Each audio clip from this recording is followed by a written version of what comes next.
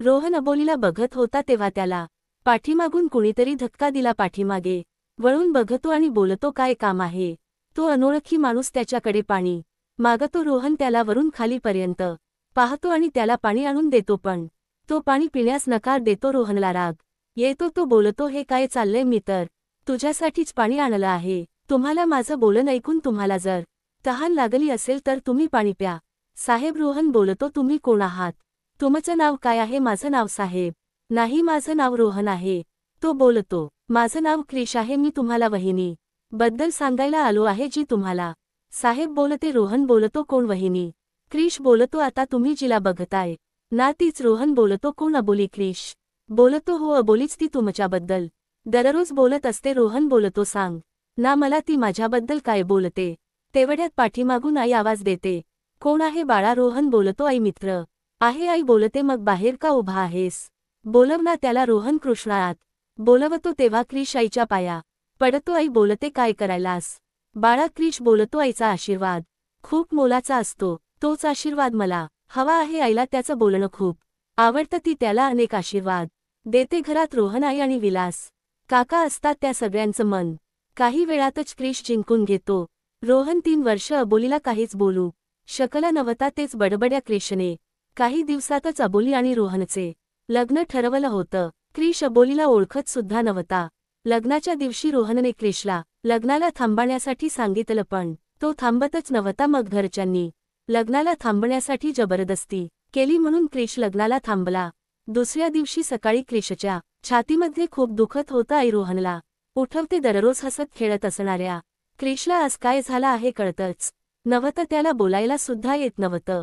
खूप मुश्किलीने तो खिशातली एक चिठ्ठी काढतो आणि रोहनच्या हातात येतो आणि तो तिथेच बेशुद्ध होतो. त्या चिठ्ठीमध्ये एक ॲड्रेस होता, पण रोहन त्या ॲड्रेसवर न नेता त्याला हॉस्पिटलमध्ये घेऊन जातो आणि त्याला ICU मध्ये ॲडमिट करतात. डॉक्टर बोलतात, क्रिश काही महिन्यांचाच पाहुणा आहे. रोहन बोलतो, काही महिन्यांचा म्हणजे काय झालं आहे? त्याला डॉक्टर होतात, त्याच्या हृदयाच्या साईटला गोळी लागली आहे आणि ती काढणं खूप मुश्किल आहे.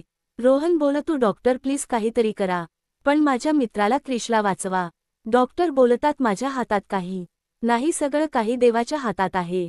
रोहन बोलतो, डॉक्टर प्लीज यातलं काहीच क्रिशला सांगू नका. डॉक्टर बोलतात, त्याला सगळं काही माहिती आहे, तुम्ही या माझ्यासोबत आतमध्ये. क्रिश डॉक्टरांना आत आलेल बघून उठून बसतो. डॉक्टर बोलतात, अरे तुम्ही झोपा, तुम्ही का उठताय? क्रिश बोलतो, डॉक्टर तर देवासारखे असतात आणि मी त्यांच्यापुढे झोपून राहू हे बरं दिसत नाही. अरे रोहन, तू कधी आलास? त्याचं हे बोलणं ऐकून रोहनच्या डोळ्यात पाणी येत आणि त्याला घट मिठी मारतो. अरे तुला रडायला काय झालं? असा रडू नको, बघ डॉक्टर आहेत ना, हे देवासारखे आहेत.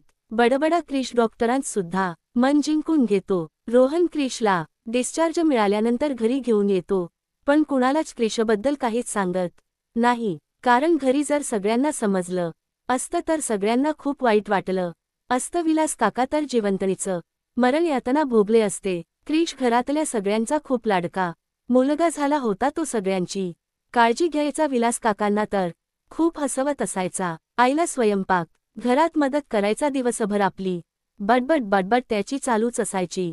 क्रिशने सगळ्यांची अगदी मनापासून मन जिंकली होती. एक दिवस डॉक्टर आपल्या पत्नीला घेऊन क्रिशला भेटायला घरी आले. क्रिशला खूप आनंद झाला. आईसाहेब, तुम्ही आज चक्क आमच्या घरी, तुम्ही बसा, मी तुमच्यासाठी काहीतरी खायला करून घेऊन येतो. डॉक्टरांची पत्नी बोलते, हा क्रिश आहे ना? डॉक्टर बोलतात, हो हाच क्रिश आहे. डॉक्टर आणि डॉक्टरांची पत्नी सगळ्यांना भेटतात. क्रिश थोड्याच वेळात काहीतरी स्पेशल असं खायला करून घेऊन येतो. डॉक्टर आणि डॉक्टरांची पत्नी सगळ्यांना भेटून निघून जातात. आईच्या विनंतीला मान देऊन क्रिश स्वतःबद्दल सगळं खरं सांगून टाकतो. माझे आईवडील लहानपणीच मला सोडून देवाघरी गेले. त्यानंतर माझ्या काका काकींनीच मला सांभाळलं. त्यानंतर प्रॉपर्टीमध्ये मी हक्क कुठल्याही प्रकारचा मागायला नको, म्हणून त्यांनी मला घराबाहेर काढलं.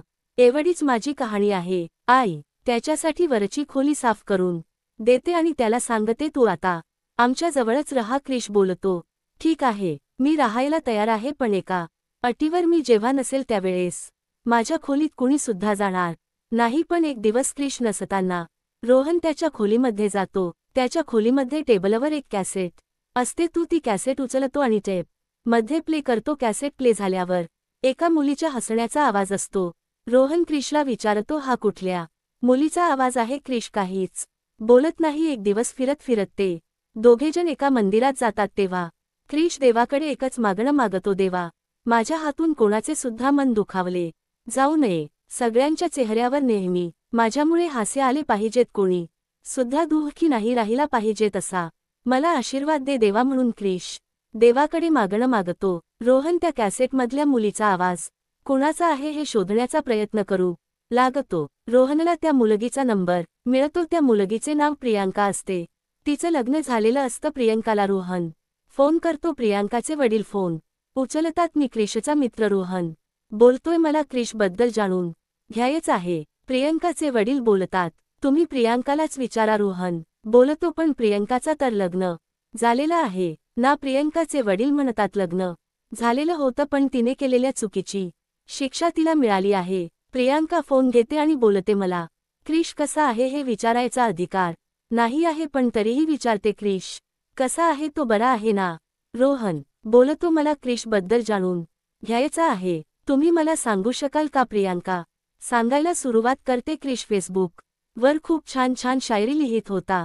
मला त्या खूप आवडायच्या. मी त्या शायरी घेऊन माझ्या मित्रांमध्ये पोस्ट करायची. क्रिस्त प्रत्येक शायरीला मी कमेंट करत होते आणि त्याचा सुद्धा मला रिप्लाय यायचा. हळूहळू आमच्यात मैत्री निर्माण झाली होती. मी नेहमीच त्याची मज्जा मस्करी करायची. आम्ही कितीतरी गप्पा मारायचो. कधीकधी चेष्टेत मी त्याला आय लव्ह यू सुद्धा लिहायची.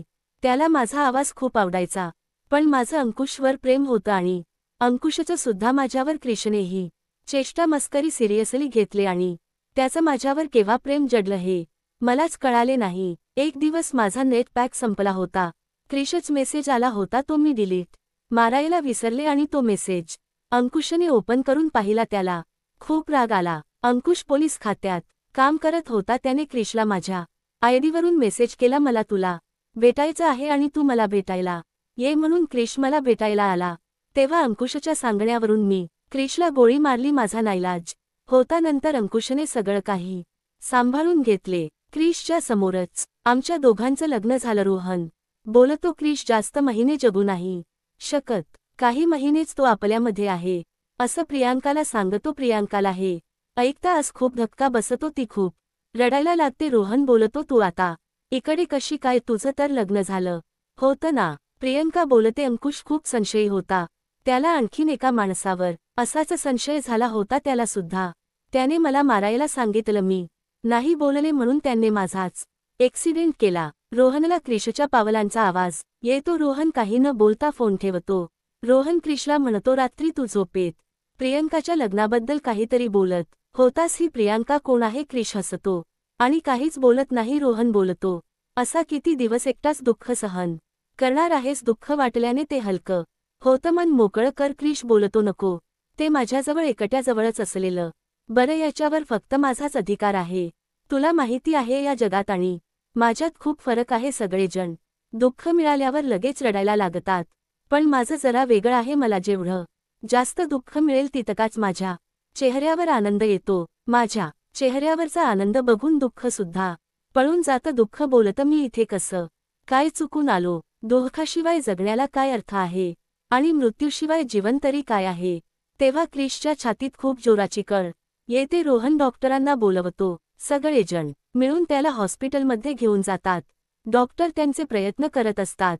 क्रिशच तळमळण बघून रोहनला काही सुचत नाही की काय करावं. क्रिशची अवस्था बघून आई, विलास काका, अबोली सगळेजण रडत असतात. रोहनला काही सुचत नाही. रोहन मंदिरात निघून जातो आणि तिथल्या पुजाऱ्याला सगळी घडलेली हकीकत सांगेत पुजारी पूजा सुरू करतात. इकडे क्रिश मृत्यूशी झुंज देत असतो. परत परत रोहनला बोलवत होता, तो माझ्याशिवाय कसा राहणार? मला शेवटची एकदा माझी कॅसेट ऐकायची आहे. तो शेवटचा प्रियांकाचा आवाज ऐकतो. रोहन प्रसाद घेऊन येतो तेव्हा क्रिश त्याला सोडून एका वेगळ्या दुनियेत गेलेला असतो. देवाकडे रोहनला ते सहन होत नाही. तो खूप रडायला लागतो. मोठमोठ्याने ओरडायला लागतो, क्रिश तू मला असं सोडून जाऊ नाही शकत. तू का गेलास मला सोडून? तेव्हा आवाज येतो.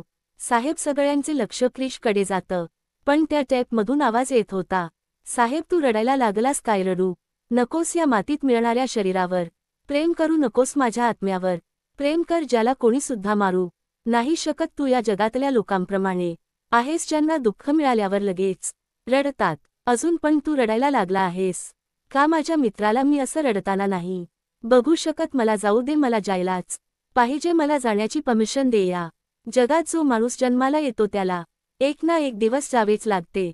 क्रिशला माहिती होतं की मी त्याच्याशिवाय नाही राहू शकत, म्हणून त्यानं माझ्याकडून वचन घेतलं होतं. मला देवाला विचारायचा आहे, देवा तू प्रेम का बनवलं आहेस? प्रेम बनवलं पण का खोट्या लोकांना पाठवलं आहेस? मित्रांनो, तुम्हाला आजची कहाणी जर आवडली असेल तर कमेंट करायला विसरू नका आणि जर तुमच्याकडे अशीच कहाणी असेल तर तुम्ही आम्हाला पाठवून सुद्धा शकता.